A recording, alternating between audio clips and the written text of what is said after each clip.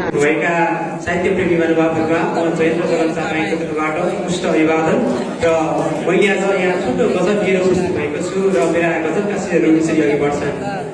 म त्यही बटुवा हुँ जो त्यो बाटोमा ढलेको थिएँ, म त्यही बाटुवा हुँ जो त्यो बाटोमा ढलेको थिएँ, आफ्नै जिन्दगीको यात्रामा सुस्त सुस्त चलेको थिएँ, आफ्नै जिन्दगीको यात्रामा सुस्त सुस्त चलेको थिएँ।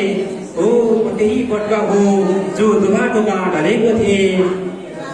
न भोजन भोकमा न पानी थियो प्यासा लाग्दा, न भोजन भोकमा न पानी थियो प्यासा लाग्दा, दुःखको सागरमा पौड्दै गर्दा भित्र कति जलेको थिएँ, दुःखको सागरमा पौड्दै गर्दा भित्र कति जलेको थिएँ, आफ्नै जिन्दगीको यात्रामा सुस्त सुस्त चलेको थिएँ, दुःखको सागरमा पौड्दै गर्दा भित्र कति जलेको थिएँ।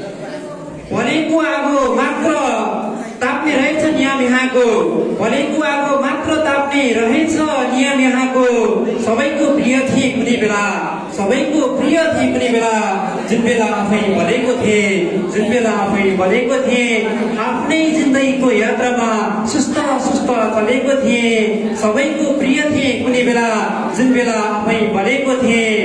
अहिले रित्तो छु खगत रित्तो छैन केही साथमा, अहिले रित्तो छु खगत रित्तो केही छैन साथमा, सबै थोक थियो साथमा मेरो, सबै थोक थियो साथमा मेरो, जुन बेला फलेको थिएँ। हो म त्यही बटुवा हुँ जो त्यो बाटोमा ढलेको थिएँ, आफ्नै जिन्दगीको यात्रामा सुस्त सुस्त चलेको थिएँ, आफ्नै जिन्दगीको यात्रामा सुस्त सुस्त चलेको थिएँ। हस्, धन्यवाद।